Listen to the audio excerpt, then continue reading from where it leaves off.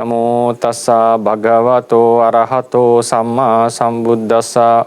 Namo tassa bhagavato arahato samma sambuddhassa. Namo tassa bhagavato arahato samma sambuddhassa.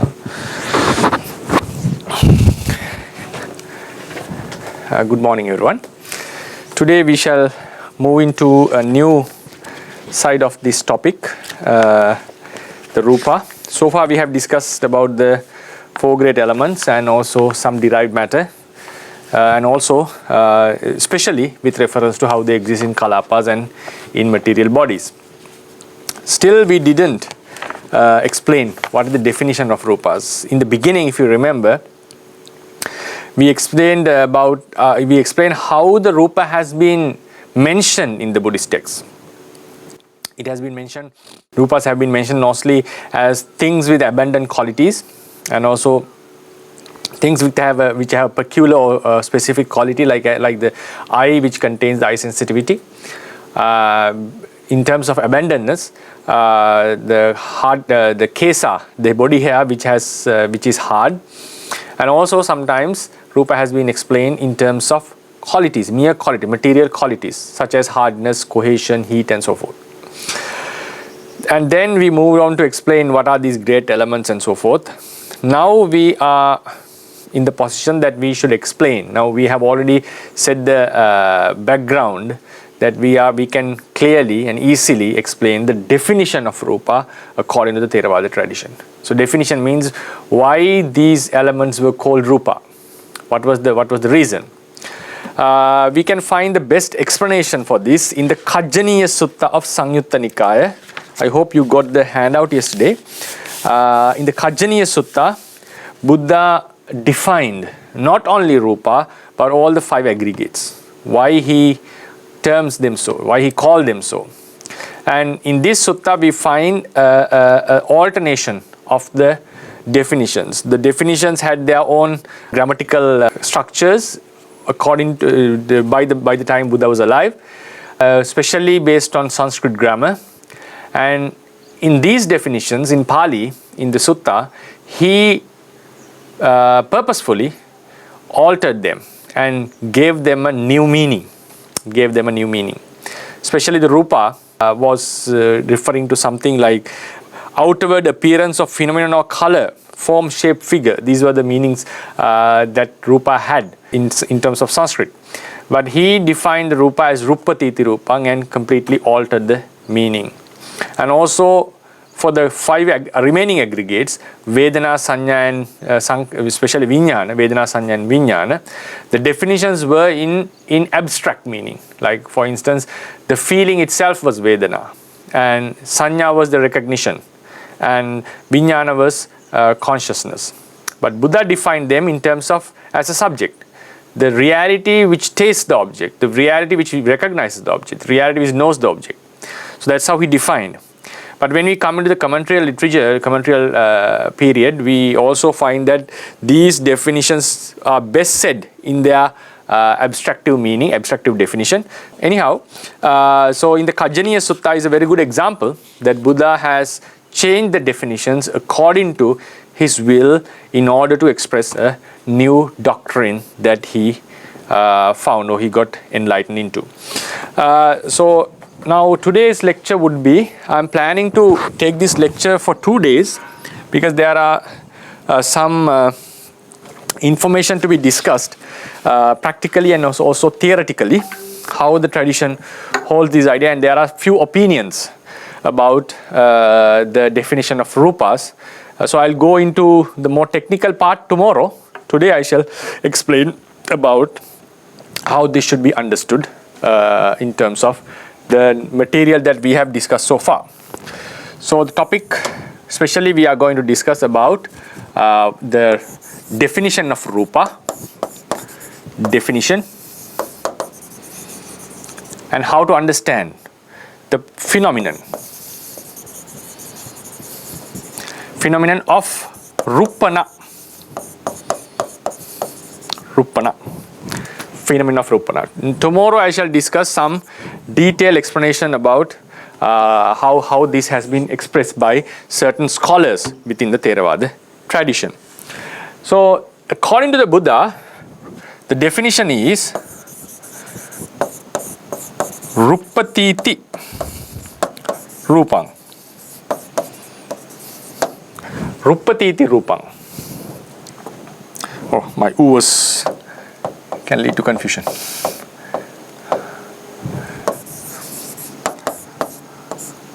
Rupang. Rupatiti Rupang.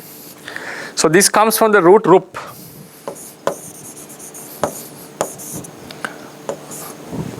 Right? Comes from the root rup. Rup. And this is made into a noun with the addition of ya suffix. Rup plus ya. Then become rup, ya, y and p become pp. And this u is shortened. Right. This u is shortened. So that's how we normally get the definition for rupa. Then Buddha, having said this, Rupatiti ko bhikkave tasma rupanti vucchati. I call these elements, these realities as rupa. I name them rupa because they undergo or they face or they come into the action of rupati.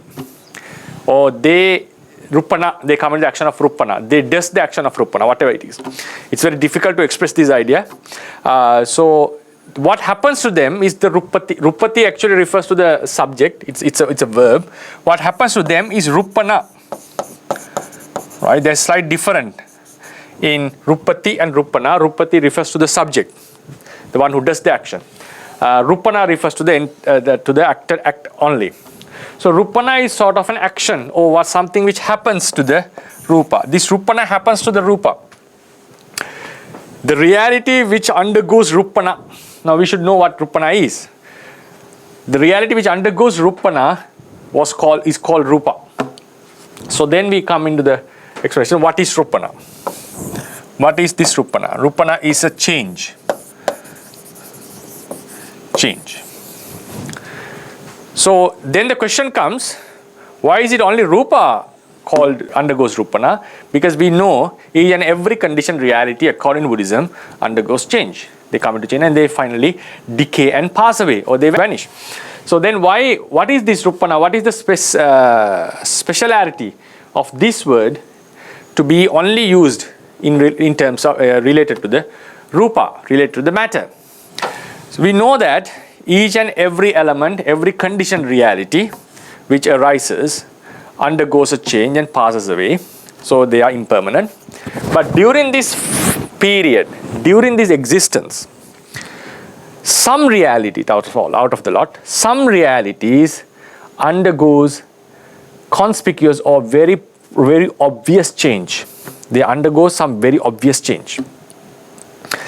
Therefore, the term rupana has been used only to the rupa, not for the mentalities. Only to the matter, not for the mentality. We'll come to that point later. Now, while explaining this explanation, now Buddha, if I read the Pali sentence, Kincha bhikkave rupang vadeta. Why monks is it called rupa in the handout? Rupatiti ko bhikkave tasma rupanti vucchati. Since it get molested, that's how the translations have been given by scholars. So monks, it is called rupa.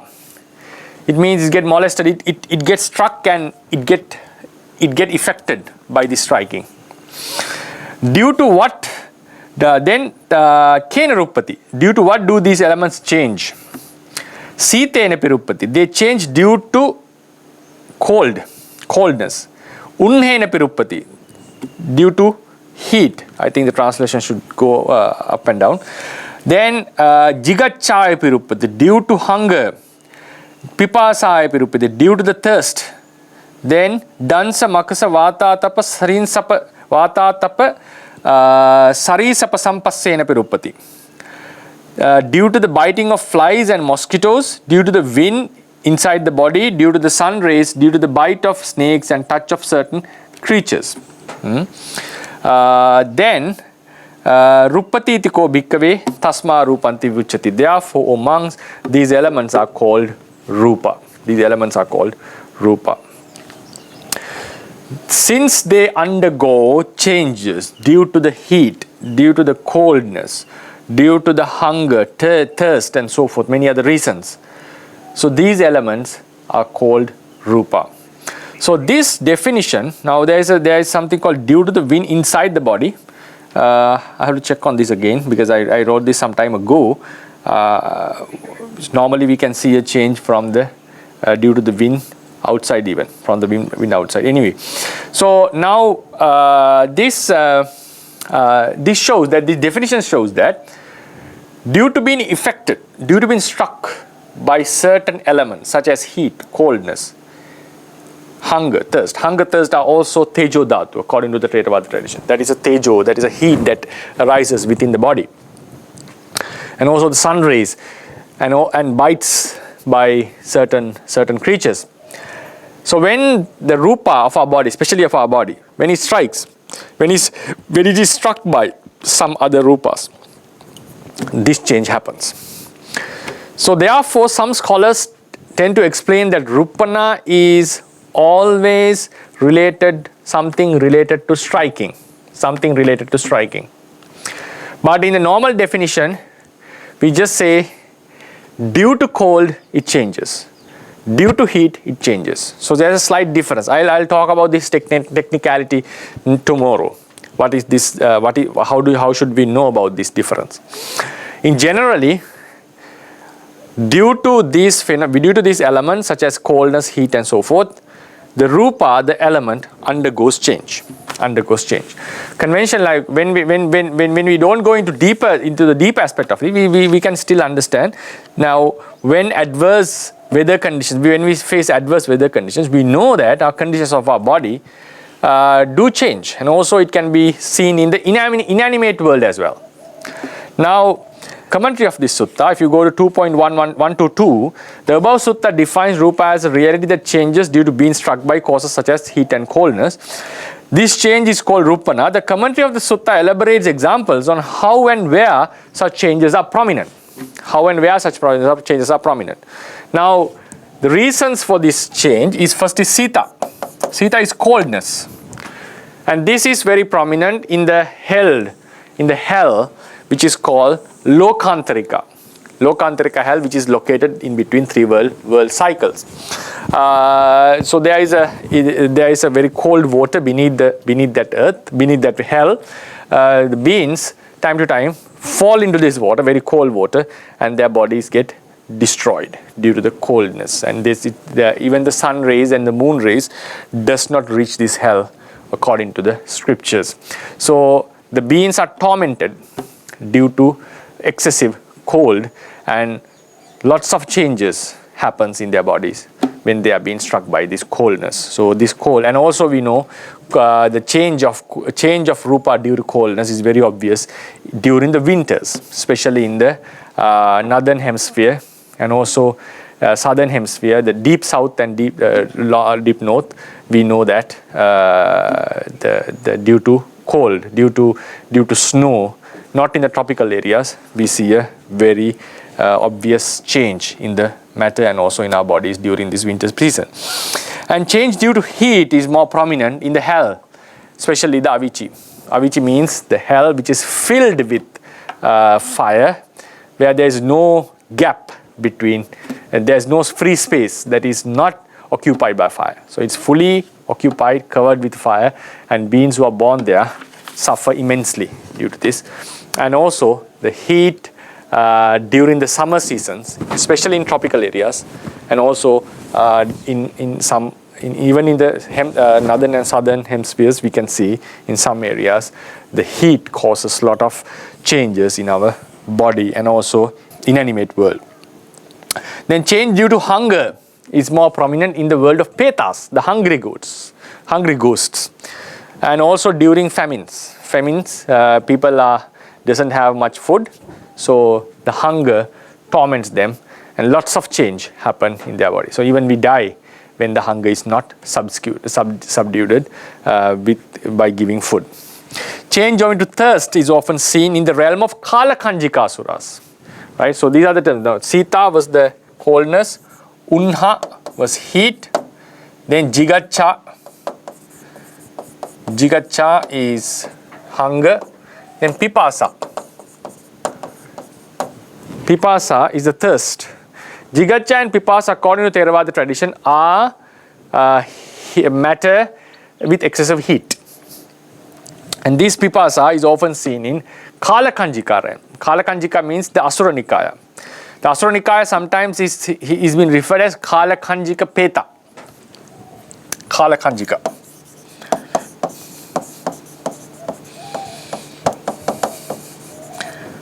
I'm not good at definition, so I don't know how to make the definition. So anyway, Asuras, Kalakanjika Petas are normally equal to Asura. Asura Nikaya, because there are few types of Asura. Some Asuras belong to the Tavatinsa realm. Some Asuras belong to the Chatur Mahajirajika realm. Some belongs to the hell. Even the beings who are born in the Lokantarika hell are called Asura. Then there is another specific realm called Asura Nikaya. They are also sometimes referred as Kalakanjika Peta. So Kalakanjika Asura, Kalakanjika Peta, Asura Nikaya, all referring to the same type of beings. So in there, according to the commentaries, thirst is very prominent, and the beings are tormented by this thirst. A lot of changes undergo in their bodies. Most of them are like skeletons, according to the books.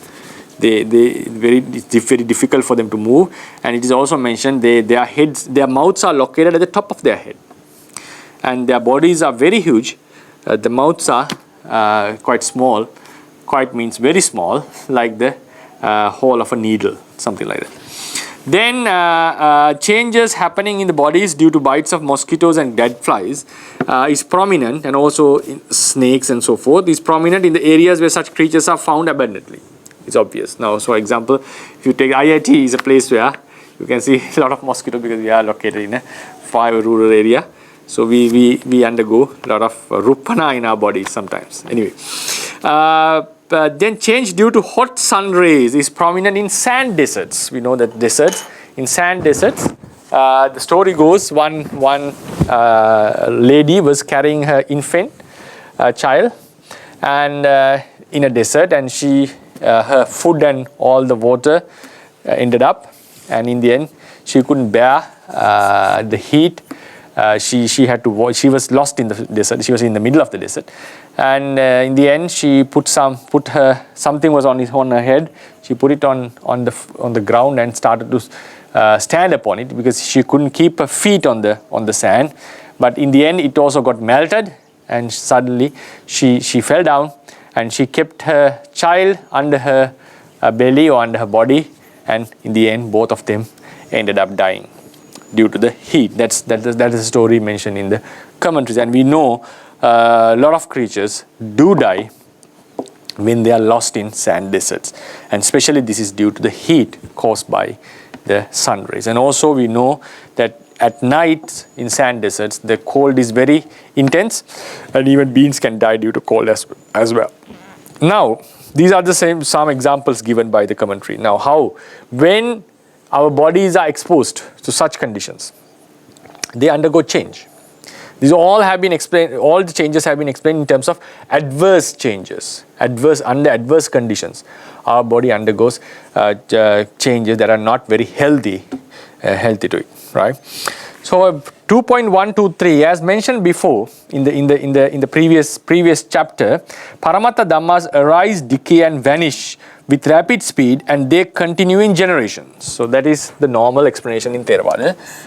It arises, passes away, but it keeps on happening in a generation, right? Momentary arising and passing, but the generation keeps on continuing.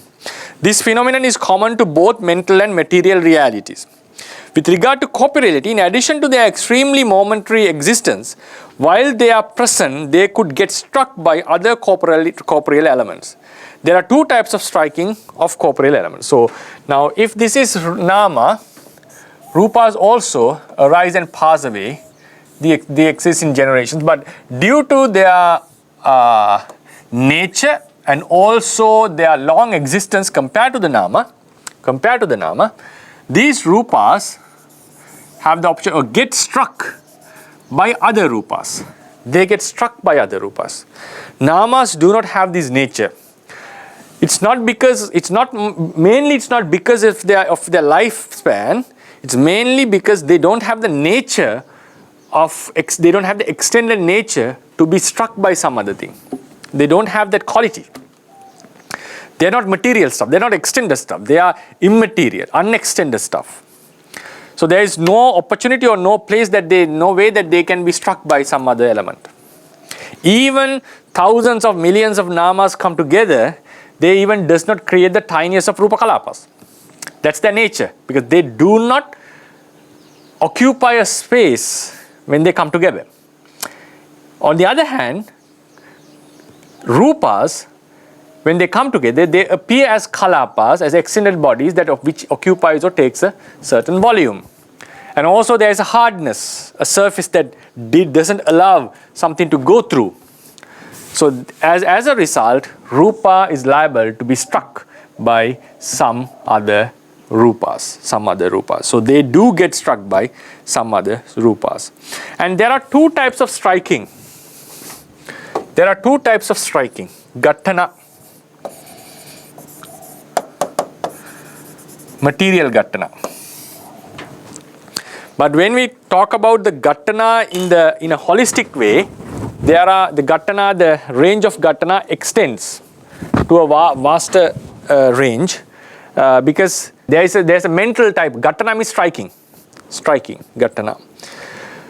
So there is a mental striking done by the mental factor called passa, the contact. It has a certain striking against the object, which is not a material striking, immaterial striking. And also sense objects, like especially in the mindo, object strikes at the mindo. These are also a type of a striking. Passa, making a contact with the object. Before that, for an object to be taken by a consciousness, that object has to make an impact or have a connection with the mind stream. We call it a Ghatana, apatangachati. Normally when we study the chitta vittis, we discuss about this contact before the vitti arises. And in each and every chitta has a sort of a contact with the object, that is, we call it's done by the passa, the contact, the mental factor called passa. We are not into these contacts. We are talking about material contact. So there are two types of material contacts. One is sensitivity and sense object. Sensitivity and sense object. We know that eye sensitivity and the visible object strikes against each other. Normally the visible object would strike at the eye sensitivity. That's how we normally say. And the same way, ear sensitivity strikes with the sound. Nose sensitivity strikes with the smell. Tongue sensitivity strikes against the taste. Body sensitivity strikes against the tangible object. So these are also physical strikes. During this strike is mentioned in the Paramattha Dipani. Now if you think about, this is the eye, this is the eye sensitivity. When the object strikes at it, it's a distance striking. We shall discuss about this when we come to the Kamaja Rupas. A slight change happens. Here. I'd better to draw it clearly.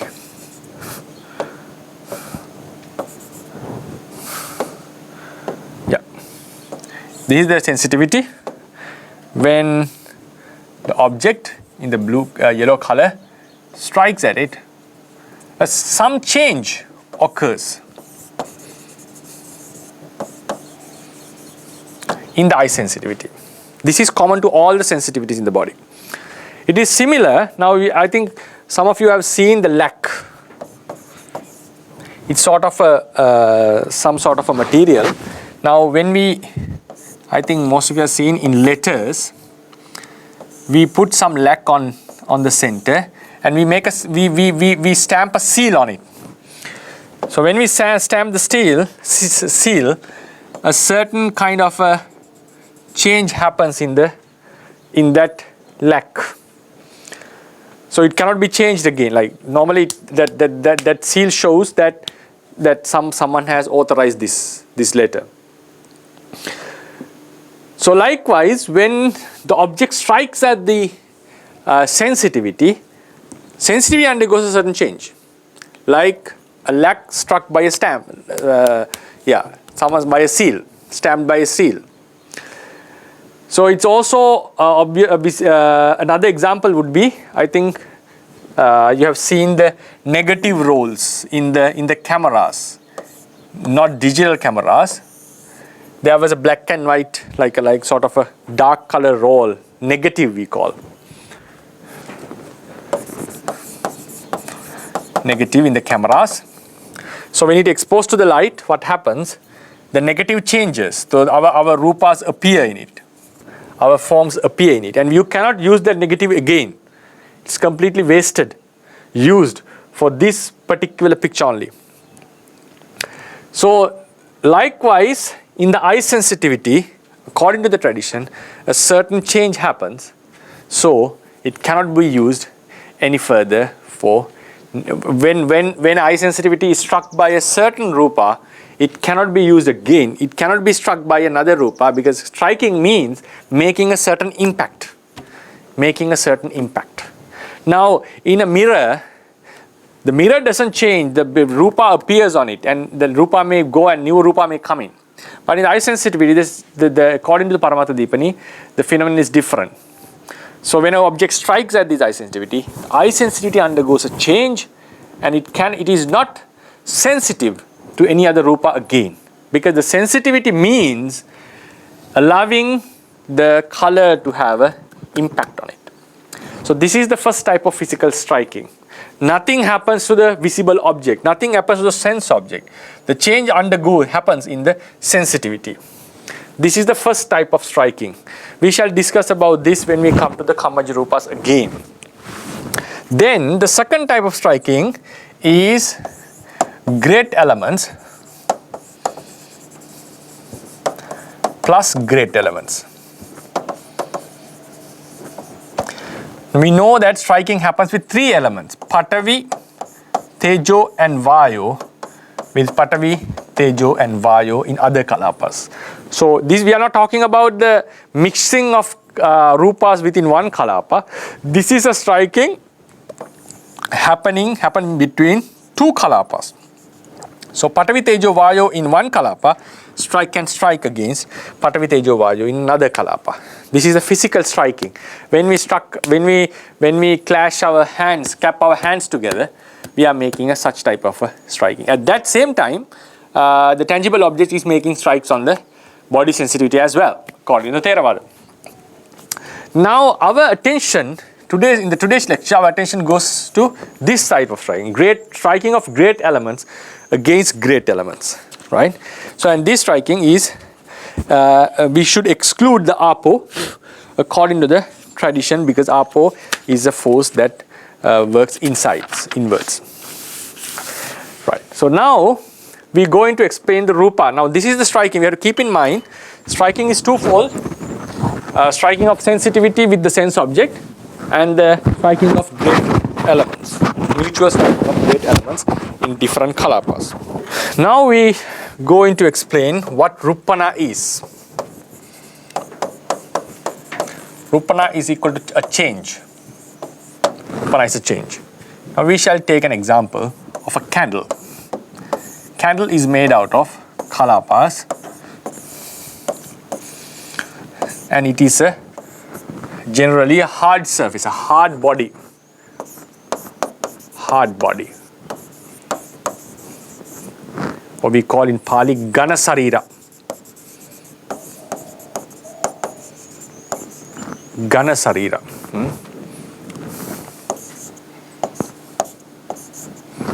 Ganasarira.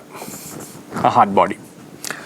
Now if we now explain about this hardness, we know that these kalapas, each and every kalapa contains hardness. I shall draw it with white color. And also it contains apo, cohesion,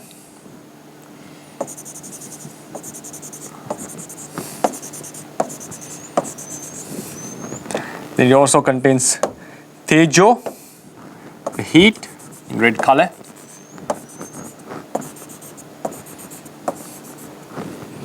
Also Vayu with the yellow color, a pushing nature. Then you also know that in between Kalapas we have hardness, we have bonding nature.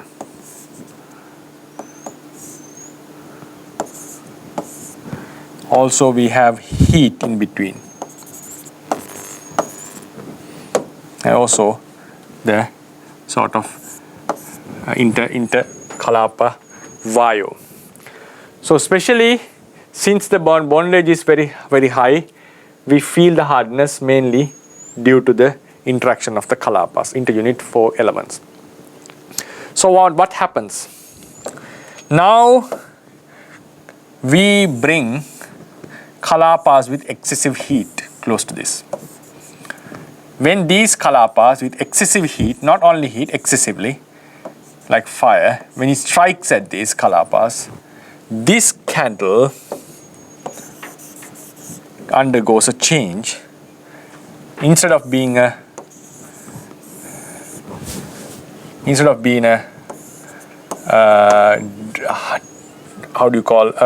solid body, it changes into a liquid, sort of a liquid body.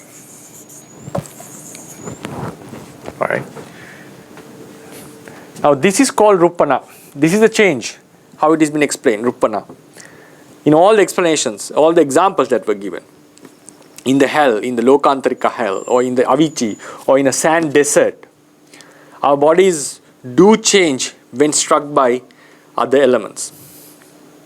So likewise, the candle, when struck by Kalapas with excessive heat, undergoes a change. So how do we look into this change? There are 3 ways that we can look into this. There are 3 ways. First is, now we will zoom in one of the Kalapas. When a Kalapa is been struck, Kalapa with hardness, then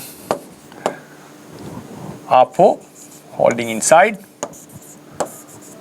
inwards, Tejo, and also Vayu, which is pushing outwards.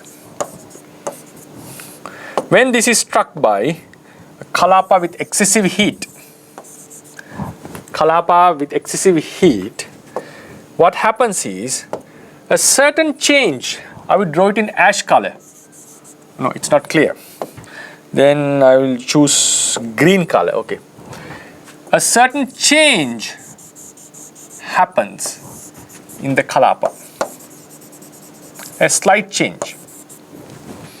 Whenever Lady Sayadaw explains this or brings a metaphor like when a country which has been functioning properly, when it's been invaded by a foreign army, the entire system comes into a chaos. We call jeopardized, right? Jeopardizes. So it's completely it's interrupted. The normal process is interrupted due to the invasion, because the food supplies and everything changes or holds due to this invasion. Now a change happens when a Kalapa is struck by another Kalapa, especially when it concerns Tejo. This change is the first type of Rupana.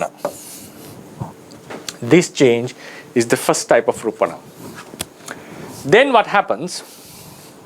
Due to this slight change, we know that Tejo in this Kalapa produces new Kalapas. Produce new Kalapas. The newly born Kalapas, now before it had a certain certain qualitative or quantitative nature of the 4 great elements. It was in a certain manner. But now what happens? Now these Rupas used to produce Kalapas which were very similar to them. That was the phenomenon. Now that's why the candle used to be in the same way for a longer period till it was struck by heat. It happens to remain in its general appearance or form under general normal circumstances. But when it is struck by heat, a slight change occurs within the kalapas. The generations that are produced by this are also affected by this change. So as a result, the newly arising kalapas, when we compare these two kalapas, from new kalapa with the previous kalapa, we can see a change. So this is the second type of change. This is a change which happens within the generation. This change is best said as causing kalapas to appear differently. This is a slight change which happens within the kalapa, and this is a change happening in the generation. So as a result of the slight change, the newly born kalapas are slightly different from the previous kalapas. There's a slight difference. So that is the second type of change. And then we know, based on our findings or explanations about the kalapas, we know that there are interunitary great elements. The forces are existing, the effects are existing. So these effects would also change. The greatest change can be seen here. So before, there was abandoned hardness, interunitary hardness was there. Now, as a change, when the change happens, instead of having the hardness, the flowing nature increases. So in terms of interunitary forces, we see the hard nature, due to the strong bonding of each other, reduces, and the flowing quality of flowing nature, that fluidity increases. So we can observe three types of changes. A change that occurs within a kalapa, change that happens within the generation, and also, as we explained, I personally feel there's a huge change happening within the interunitary kalapa. The first two you can find in the literature. Third one you cannot, because literature doesn't specifically talk about such interunitary kalapa, interunitary mahabhutas. So this is how we look into these phenomenon, a candle melting. Right? So I shall read 2.125. Rupana is the change that occurs in rupas struck by other rupas. We shall look into this notion with the following simile of a candle. A candle is distinctly hard material body due to the presence of abundant patavi. It happens to continue in its, especially the interunitary, it happens to continue in its same hard nature under ordinary conditions. However, when circumstances change, for instance, if heated, instead of being a hard body, it melts down. At that time, we say the level of apo has increased in the candle because it's flowing now. Aforementioned change of the melting candle has to be illustrated with three different approaches. We have to use three different explanations on this. There are three types of changes occurring. When kalapas with abundant heat strikes at the body of candles constituted with kalapas, the candle is constituted with kalapas. So this heat is striking against these kalapas. A slight change occurs within the candle kalapas. This is called kalapa abhantara rupana. We can name it. I'm giving a new name for it. Kalapa abhantara rupana. Okay. Kalapa Abhantara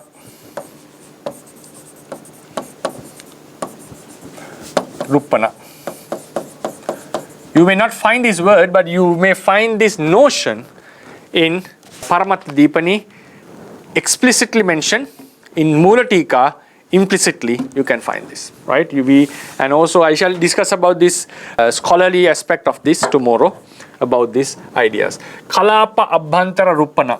A slight change happening within a kalapa due to the striking of some outside kalapas. Lady Sayadaw gives a simile, mentioning that it's similar to the unsettlement. So the interruption of the proper functioning of a country due to a foreign invasion. The foreign invasion is the Kalapas which struck against this. Now the entire Kalapa comes into a certain change. Then this change which occurs within the Kalapa causes newly occurring Kalapa corporeal clusters to be of slightly different nature from the previous Kalapa. So there's a change. So now if this was the level 1, if this we shall use a different, okay, number 1 state, now the secondly arising Kalapa is slightly different from it. Why is that? Because the Tejo produces the new Kalapa. As the entire Kalapa has undergone a change, the Tejo here is not capable of producing a Kalapa of a similar nature. This change causes newly occurring corporeal clusters to be of slightly different nature from the previous Kalapas. As this is a change occurring in the generation of Kalapas, it is called Santati Rupana. I'll use the word Santati Rupana.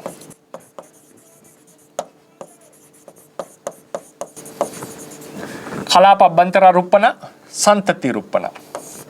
A change which happens within the generation. This is the Rupana that has been discussed mostly within the literature. So Rupana is said Visadisa Rupa Uppatti. Visadisa Rupa Uppatti. A change that occurs in a generation. Then, moreover, the most obvious change, this is how I look into this. Most obvious change happens in the proportion of inter-unit great elements, Antara Kalapiya. Because we know a hard solid body comes into its liquid form due to the bondage between the two the materials inside the particles. However, the most obvious change happens in the proportion of the inter-unit great elements. As a result, the state of the material body changes. The hard thing becomes a liquid, the liquid becomes a gas, the state changes, the candle melts, in other words, according to this example. This sort of change is called Antarkalapiya Rupana. I name it as Antarkalapiya Rupana.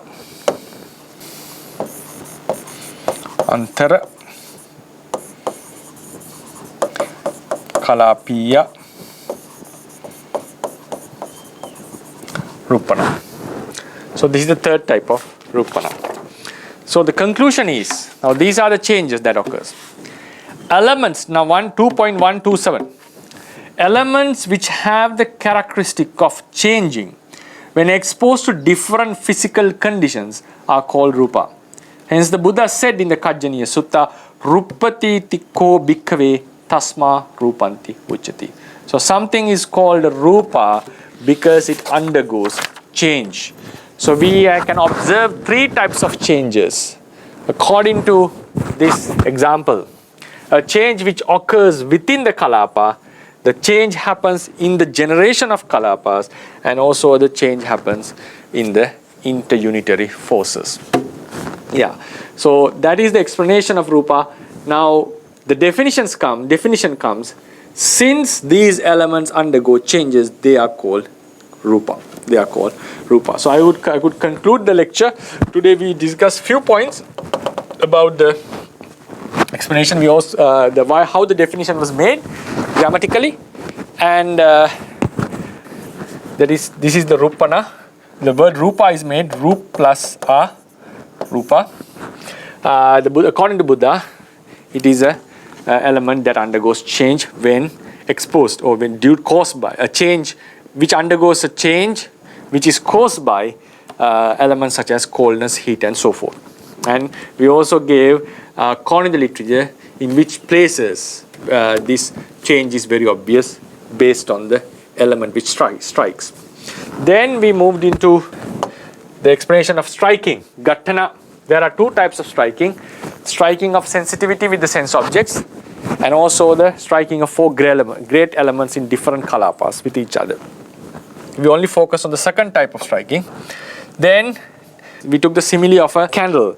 So when a hard body such as candle is struck by heat element, Kalapas with excessive heat, it comes into it melts. So when it melts down, we can observe the changes which occurs there. a change which happens within the Kalapas, change which happens in the generation of Kalapas, and also a change which happens in the interunitary forces. Yeah, so this is how we understand the Rupa, and this is the things that undergoes these changes were called Rupa. Tomorrow we shall discuss about this definition, how the commentary explains this, and how we can look into this. And also then this definition has been extended, the change. Now according to these similes, what the Buddha has mentioned, all the changes are adverse, like due to adverse weather, adverse conditions. They are not pleasant changes. Whatever the Buddha has mentioned are not pleasant changes. But still, how about the conducive changes which happens in our bodies?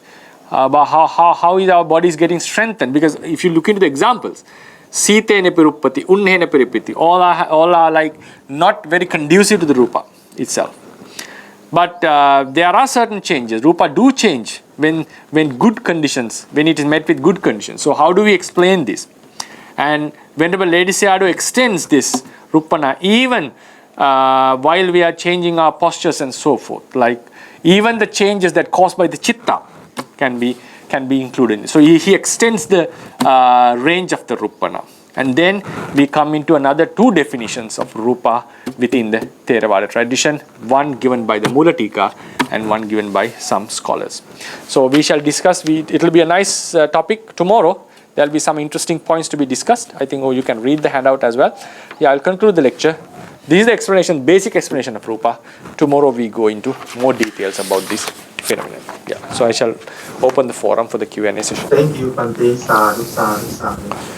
So, hello everyone. So as usual, if you have any question, you can raise your hand or you can put your question in the chat box. Hi, Bhante. Yes, Doctor. I have two questions.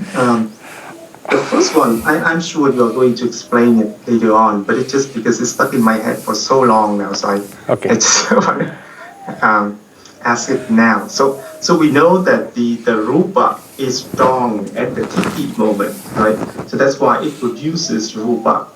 For example, like the Ahara and Uttu, they produce Rupa at the titi moment, and they do not produce Rupa at the Upachaya moment. But what about at the Banga moment, Bhante? I haven't found anywhere saying about anything about Banga. So are they going to produce Rupa at the Banga moment? No. That's too weak for them to produce. And also I shall discuss about this point most probably next week, how there are few opinions about the Rupa within the Theravada tradition. Now if you look, I'll just give a slight explanation on this. Now the power of Rupa, for example, greatly increases at the moment of titi. It increases at the moment of titi. So that is why it is capable of producing a Rupa at the moment of titi. Then a question comes, does it produce, now how many types of Rupa, how many color, how much color, how many Kalapas does it produce? Like does it produce during the entire phase of the titi? There is another question to be asked. So is it only the first moment of the titi? Because if you look into the Kalapa, in terms of the commentaries, it has 51 sub-mind moments. 51 sub-mind moments. One is dedicated for the arising, one is for decaying, and there are 49 sub-mind moments. Does Rupa produce 49 Rupas during this phase? Is another question to be asked. Right? So then, does it produce only one? Then, why does it produce only here, not here or here? That is the simple answer is Rupa is stronger here. There's a reason for that. Rupa gets lots of support only at this moment. So its force, its ability increases. To the information that we have today, it seems like, I'm not concluding, it seems like a Kalapa is producing one Rupa during its existence. Seems like. That's how it appears. Then we'll discuss about this point later. But during the Banga and during the upada, it doesn't produce any rupa. The reason for this is the strength. Why this strength increases at this moment, I shall discuss this in detail in few weeks. Okay, thank you, Bante. It just because there is a book written by the Venerable Theravada Dhamma. Okay. He's a very well-known Abhidhamma scholar from Myanmar. And in that book, he has a one portion talking about the process of Rupa, actually. And then in there, so in fact, there are many processes. For example, he picked out the, let's see, the Chakudora Viti, and he explains how the Rupa, is produced at each of the moments. And it looks to me, when I look into that process, and it looks to me that according to him, then, as you mentioned earlier, that the Rupa is going to be, the Chitta Rupa is going, no, not Chitta, the Rupa, let's see, what is that? Aharaja Rupa and Uttaja Rupa. Okay. They are going to get produced at each of the sub-moments, and it's also produced at the Banga moment as well. Oh, really? Then what happens is, if it produces every sub-moment, the rupas that we experience should increase very rapidly, right? Yes. It means like that's why I'm yes. It means like this pen should be it becomes double sized in no time, because each and every moment rupas are increasing. Even one kalapa produces 2 kalapas during existence, each and every kalapa. So what happens? The rupa should increase in a very rapid speed. So it doesn't mention, so as far as I know, to my knowledge, it doesn't explain how many kalapas are produced during this phase. It just says during the titi, anyang kalapang upa. Now I'll come into this point. According to the Pali sentence, one kalapa produce another kalapa, anyang kalapang. That's how it's mentioned, anyang kalapang. Not anye kalape, not in plural form. That kalapa produce another kalapa. That's how the Pali goes in the commentaries. So it indicates, and also logically, it's not possible that if a kalapa produces at least even 2 kalapas during its existence, the number would double in no time. So therefore, the object should increase like rapidly. I think, I'm not sure that why did Venerable explains like that. It doesn't make sense to me. Okay, thank you, Bante. So we just need to look into this a little bit more. Yeah, please give us some information. Please give us this information. I will bring this discussion when we come into Uttuja Rupa especially. And also, next week, I'll be also bringing this topic. So we can have another discussion on this when we discuss in next week. Okay. Thank you, Bante. And the other question is about the change within the kalapa. Yeah. So, what kind of change are we talking about? Is it like the change in the density or the intensity of the components, or is it just about the dynamics or the organization of the elements within the kalapa? It's a very good question. I think it's the last one, the dynamics. I think not the proportion, not the quality, seems the dynamics. It's like the thing, I'm not able to explain it, sort of a change. It's not the increasing or decreasing of the nature. Sort of dynamics are changing. That's how I understand. So, yes. Yes, please. Yes, it's just because I think that it should be about the dynamics, right, or the organization. Yes. Because otherwise, if we say that it changes the density or the intensity, then it doesn't make sense. It doesn't make sense. It's still, it arises already, then everything should be there already. It should not change during its existence, right? Yes, exactly. So there should not be any increasing or decreasing of the density. It should be the organization, the balance or something. Yes. Okay, thank you, Bhante. Okay, sorry. And Dr. Ann, if you are okay, I would like to see that Dr. Venerable Revatadhamma's explanation, if it is in English. Sure. Yes, if you can send me a photo. In English. Okay. If you can send me a photo. Sure, okay. Okay. Please go ahead, Mr. Ananda. Thank you, Dr. Ann. I also have actually two questions. One is, you said inter-unitary change and process. So this inter-unitary, what do you have inter-unitary? That also should be Rupa Kalapas, right? I think we discussed about this in previous lectures, right? I hope you were there. That this cannot be explained in terms of Kalapas. I gave the many reasons why it cannot be explained with Kalapas and why such inter-unitary force has to be bring into the context to explain this and what are the evidences for these inter-unitary forces. Okay, I'll refer to that. So mainly I think in the lectures of Rupa, Kalapa or Sarira, I discussed this especially when we explaining about great elements, understand the 4 great elements in Rupa Sariras. I'm unable to give you which lecture. In that we talked about this inter-unitary and I have given the explanation and reasons. Sorry, it's existence of 4 great elements in Rupa Sarira. Existence of 4 great elements in Rupa Sarira. Maybe I forgot which lecture it is. Yeah.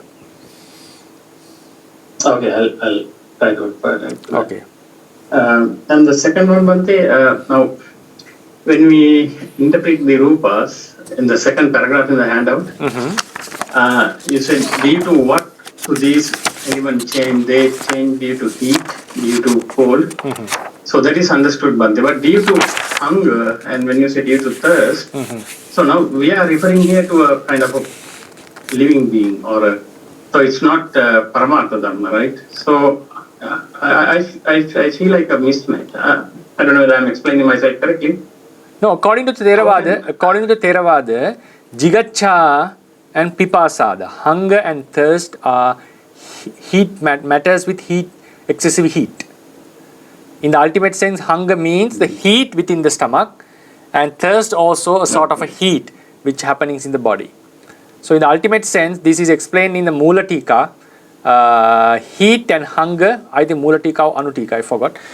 Heat and hunger are excessive matter with excessive heat. If I give you the explanation on this.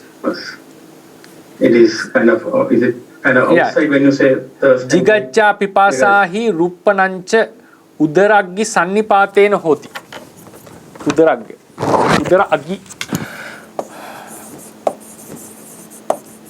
Udaraggi. The heat element in the stomach. So when we say Jigacha and Pipasa, they are not concepts according to Theravada. We are referring to a type of a Rupa within the body. So when this Rupa is not subdued by giving food or water, it causes a lot of changes in the body. That's how it has been explained. Because we can obviously feel a certain kind of a heat getting in our stomachs when we don't have that food, don't give the food, and also due to the thirst. So this, according to the tradition, they explain it in terms of Rupa. Yeah. And also that's why in Sinhalese we have Badagina, right? Sorry for the other speakers. Ginna is fire in the stomach. So it's referring to Tejo Dhatu in the end.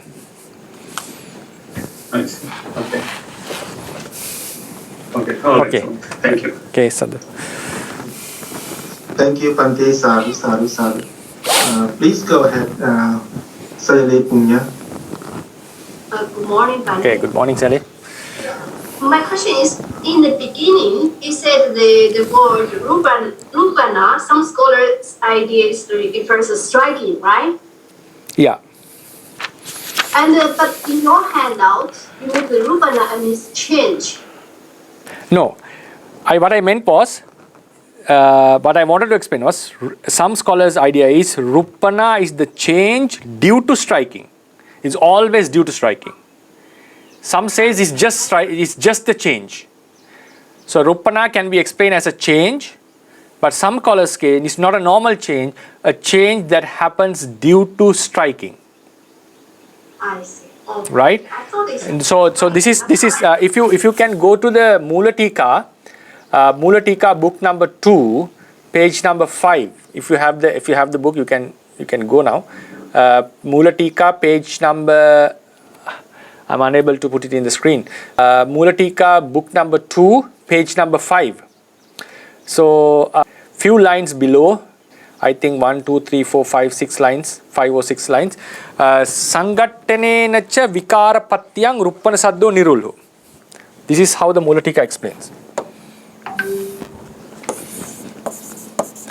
Sangattanena cha explains, it's a sort of a sentence. Sangattanena cha vikara patyang ruppana saddo nirulho. Vikara patyang ruppana saddo nirulho.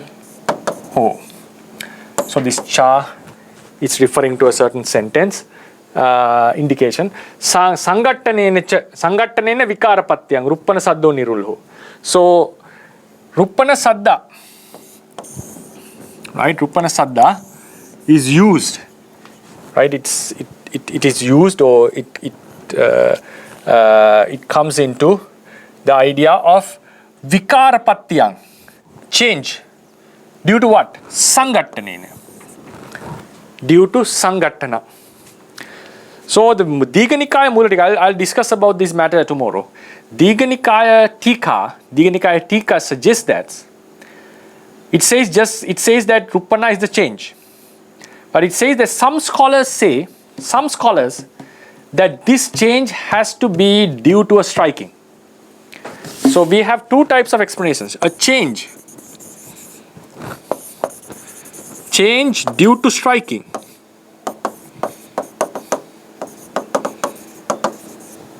It doesn't deny this. It's sort of an explanation. So according to Mula Tika, if you say Rupana, there should be a striking. Something like that. As Lady Side also explained. But later when you come into the detailed explanation of Rupana, there are examples given, changes that are happening due to non-striking as well.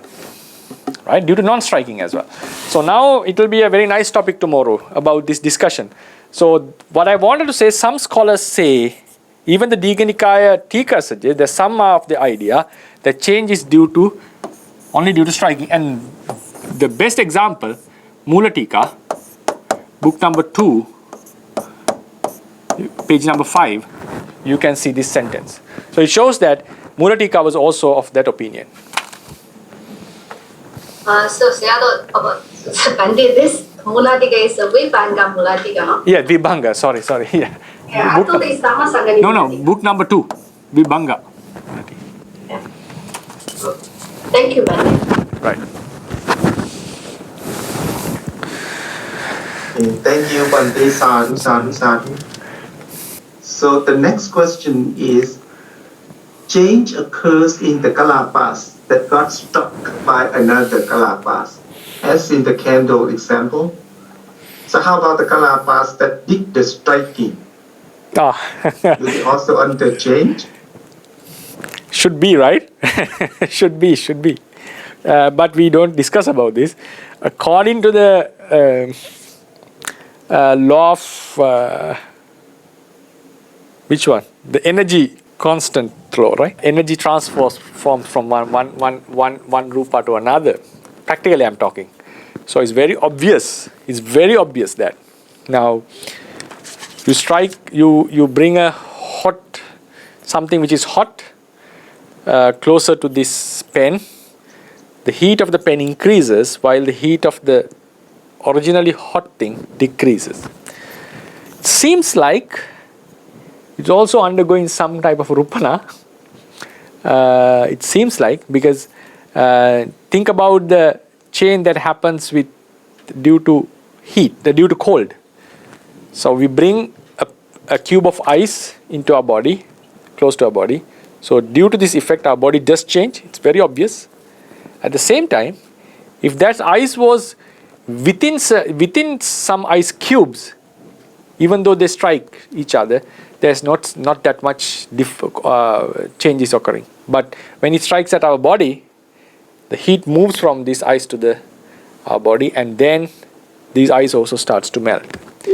So it's obvious, if it is a mutual striking, there should be some sort of change happening in the striking kalapas as well. But when we talk about fire and so forth, we don't have that. Yes, When a cube of ice is brought close to is struck against our body, it's obvious that a change is happening within the body, in the skin. At the same time, ice starts to melt. That change would not have happened if the ice was within another cubes of ice cubes. So therefore, it shows that, because if it is a mutual striking, there should be a certain kind of effect. Now A is striking at B, so B is also affecting A, that's for sure. But when we discuss about fire, we don't have that, because fire is constantly, new rupas are being produced, new rupas are coming up and causing the striking. So we don't have that, we don't go into explain that the fire changes due to the striking a certain object. But when you talk about ice, it's very obvious. So I think there has to be a change in the rupa that strikes as well. Okay, thank you, Bhante. Sadhu. Oh, please go ahead, Mr. Ananda. Yes. Bhante, I don't know whether this part also was explained earlier in an earlier session. So when you were mentioning that Apo, why Apo is not included in that striking force? We discussed about this also before. Apo is a force that is working inwards. Now Apo is the bondage force that causes the three great elements to be in one location. To shrink. It's to shrink, yeah. So it doesn't have impact outside. Okay, Bhante, thank you. Okay, sadhu. Yes, sadhu. Thank you, Bhante. Yes, I don't have any question. Okay, then we can call it a day. Tomorrow we will be discussing more details about this very topic of Rupana and Rupa. Yeah. So today's lecture was about how to define Rupa, and it shows that Rupa undergoes change. So it means Rupa is not a permanent thing. And we also know that our bodies undergo some changes that we don't like when we get older. It becomes weaker, it becomes unattractive, and the skin starts to wrinkle, and hairs get grey. All these are changes which are happening in our body. So they also are also included in the phenomenon of Rupana. And the change which happening in the Rupa is very obvious than that of Nama. So it shows that Rupa is a reality that changes. So it's not appropriate for a wise person to consider this as I or mine, or to get attracted to this, because in the end, if you get attracted to this Rupa, what happens is you'll end up in mental suffering. And also occupying this Rupa and having this Rupa from life to life causes us a lot of great difficulties that we have to maintain this maintain something that would surely break up one day. Yeah, so that is the message, the spiritual message that I would like to express, and wish you all the best, and thank you for joining. May this merit of discussing Dhamma helps us to attain the Nirvana, and may this cause us for the sustaining of the Buddha Sasana. Buddha Sasanang Chirantittatu, Buddha Sasanang Chirantittatu, Buddha Sasanang Chirantittatu. Sadhu, sadhu, sadhu.